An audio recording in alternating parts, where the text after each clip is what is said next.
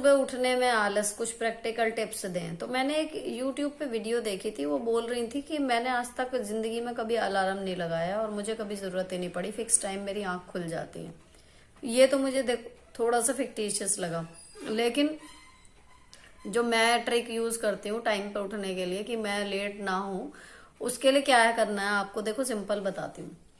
आप ना रात को जब सोने जाओ, सोने से पहले मतलब आंख बंद करने से पहले एक तो फोन एक किनारे रख दो। ऐसा ना हो कि फोन चलाते चलाते आपके मुंह पे गिर गया जब आप सो रहे हो। होता है ना ये बहुत बार, नींद आ रही है फोन चलाए जा रहे हैं। एक तो जब आपको नींद आने लगे ना, उससे 5-7 मिनट पहले आप फोन रख दो उठा के एक साइड, और फिर क्विकली कल सुबह क्या करना है, कल दिन में क्या करना है, एक बार जल्दी से अपने माइंड में ना रिकैप कर लो कि भाई ये काम है। अब सुबह के जितने काम है, मेरा जो ऑलमोस्ट काम है तो वो 1.25 घंटे का होता है लगभग। तो अगर उन 1.25 घंटे में जितना काम मैं करती हूँ उससे कुछ भी एक्स्ट्रा है, आप ना एक बार क्विकली माइंड में रिपीट कर लो कि मुझे ये करना है, ये करना है, ये करना है, ये करना है, और जल्दी से उनका टाइम स्लॉट कर लो कि भाई आधा घंटा ये, 15 मिनट वो, 10 मिनट ये। तो एक हिसाब लगा लो कि अच्छा मुझे इतने बजे निकलना है, इतने इतने इतने इतने घंटे करके आप पीछे चलते जाओ और एग्जैक्ट आप पहुंच जाओगे सुबह कितने बजे। आपके उठने से निकलने तक आपका टाइम जो है वो पूरा पड़ेगा। तो मान लीजिए वो टाइम आपका 6 बजे है, तो आपने अपने माइंड को एक बार बता दिया कि भाई अगर सुबह 6 बजे से मैं लेट हो गई तो मेरा काम जो है वो नहीं निपटेगा और मुझे या तो स्कूल को देर हो जाएगी या तो मेरा काम छूटेगा। ये मैं करती हूँ। और दूसरी चीज क्या है, उससे आप 5, 10, 15 मिनट पहले का एक अलार्म लगाओ और उसके बाद 15 मिनट बाद का, ताकि जब वो 15 मिनट पहले वाला बजे आपकी नींद खुले नहीं खुले, लेकिन जब दूसरा वाला बजेगा तब 100% आपकी नींद खुल जाएगी। और फोन को थोड़ा सा अपने से दूर रखो, हाथ की जद में हो, लेकिन इतना नहीं कि बिल्कुल यूं ऐसे करके बंद हो गया, ये चीज ना हो। थोड़ा सा दूर रखो कि थोड़ा सा आपको आगे को जाना पड़े।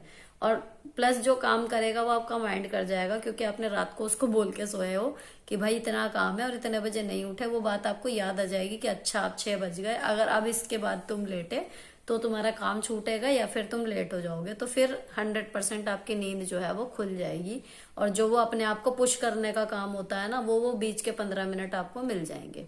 तो ये ट्रिक होती है मेरी टाइम पे उठने की, कि जितना मुझे काम है उसके अकॉर्डिंग जितने बजे उठना जरूरी है मैं उठ जाती हूँ। और जब नहीं जरूरी है तो अगर टाइम है तो मैं अपनी नींद मजे से लेती हूँ पूरी। 8 बजे भी सो के उठती हूँ, किसी दिन 9 बजे भी उठती हूँ, हिसाब लगा रहता है। लेकिन हाँ, इतने बजे उठ के इतने बजे तक मुझे ये काम करना है, या मैं इतने बजे सोई थी तो मुझे इतने घंटे की नींद लेनी है तो इतने बजे तक मैं सोऊंगी, ये होता है। तो आप सोने से पहले 5-7 मिनट दे दो अपने कल की प्लानिंग को, तो आई एम श्योर कि आप उठ जाओगे फिर अगले दिन।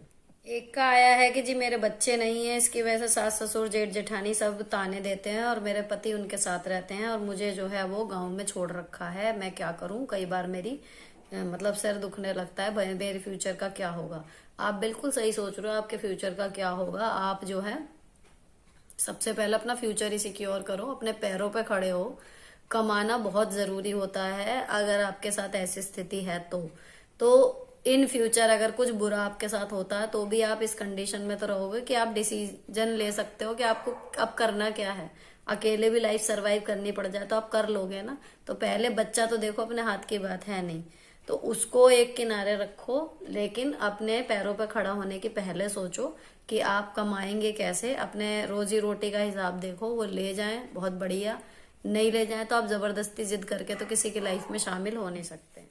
एक आता है सास मेरी एडवोकेट है और मैं कुछ भी नहीं हूँ, बच्चा भी देखना है लेकिन मैं करियर भी सेट करना चाहती हूँ, क्या करूँ। देखो, घर परिवार में किसी एक ना एक को, महिला को या पुरुष को, एक ना एक को घर पे रुक के अपना टाइम घर पे ज्यादा देना होता है, जब भी गृहस्थी चलती है।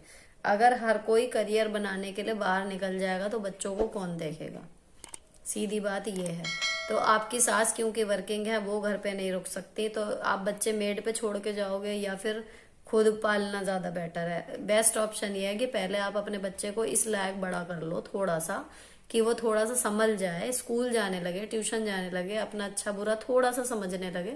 उसके बाद फिर आप भी निकल सकते हो बाहर। अभी आप पूरा ध्यान मेरे हिसाब से अपने बच्चे को दो। अच्छा, एक क्वेश्चन आया कि मैं आपकी तरह, मतलब मेरी तरह परफेक्ट बहू, wife, mummy and all that बनना चाहती हूँ, टीचर ही बनना चाहती हूँ, लेकिन समझ नहीं आ रहा कहाँ से शुरू करूँ। तो देखो बहन, पहले तो सबसे बड़ी बात ये कि मैं परफेक्ट नहीं हूं। और जो ये समझता है कि मैं परफेक्ट हूं, अपने लिए समझता है कि मतलब वो परफेक्ट है, वो एक खुश फहमी में है। संसार में कोई भी परफेक्ट नहीं होता। आपको लग रहा होगा देखने में कि मैं परफेक्ट हूं, लेकिन ऐसा कुछ भी नहीं है। मैं बिल्कुल आप लोगों जैसी ही हूं, बस काम करने का तरीका थोड़ा सा अलग हो सकता है आपका और मेरा, लेकिन परफेक्ट कोई नहीं होता। तो परफेक्ट बनने का प्रेशर बिल्कुल नहीं लेना है, मेरी तरह, किसी की तरह, उसकी तरह, इसकी तरह नहीं। आप अपने आप में यूनिक हो, है ना। तो बस अपना बेस्ट देते रहो लाइफ में और खुश रहो बस। किसी की तरह बनने के लिए हम नहीं हुए हैं, भगवान ने सबको अलग अलग बनाया है और सब अलग अलग कैपेबिलिटीज के साथ, अलग अलग खूबियों के साथ आए हैं। तो हमें किसी के भी जैसा नहीं बनना है, लेकिन ये है कि आप किसी से इंस्पिरेशन ले सकते हो बस, कि अच्छा हाँ इसकी ये आदत अच्छी लगी, चलो हम इसे अपने अंदर ले लेते हैं। और बाकी परफेक्ट तो मैं ही नहीं हूं, तो मैं तो नहीं मानती कि मैं परफेक्ट हूं। तो ये है कि कोशिश कर सकते हो आप हर चीज को अपने हिसाब से बेस्ट देने की, तो चीजें बेटर हो जाती हैं बस। बाकी परफेक्शन के लेवल में कभी मत आओ। परफेक्शन के चक्कर में रहोगे तो कभी खुश नहीं रह पाओगे, प्रेशर में हमेशा रहोगे और यही रहेगा कि भाई परफेक्ट लगना है, परफेक्ट लगना है। उस चक्कर में मत पड़ो। तो don't try to be perfect, it is perfectly okay to be imperfect. ये है। अब जी आज का लास्ट क्वेश्चन है कि मैं अपनी लाइफ स्टोरी शेयर करूं। ये रख दी मैंने डायरी, तो जी उसके लिए क्षमा प्रार्थी हूँ। मेरी लाइफ स्टोरी जैसी है ना, मुझ में हिम्मत नहीं है उसको आपके साथ शेयर करने की, क्योंकि इतनी पेनफुल चीजें हुई हैं मेरे साथ में, मैं नहीं शेयर कर सकती। मुझे वो हर एक लम्हा दोबारा से जीना पड़ेगा, तो ना तो मुझ में हिम्मत है वो सब चीजें बताने की, दोबारा से उन सबको याद करके आपके साथ शेयर करूं। और आई एम श्योर आपको भी कुछ अच्छा नहीं लगेगा, बुरा ही लगेगा। मतलब किसको अच्छा लगेगा दुख भरी कहानियां सुनना। तो मोटिवेटिंग हो सकती है, लेकिन उस मोटिवेशन को देने के लिए जो पेन पीछे से मुझे दोबारा याद करना पड़ेगा ना, उसमें मैं नहीं जाना चाह रही। बाकी ये है कि उस एक्सपीरियंस की बदौलत जो वो मिले हैं, मुझे सीख मिली है, वो मैं आपके साथ शेयर कर ही जा रही हूँ, ताकि जो दिक्कतें मुझे आई वो और किसी को ना आए।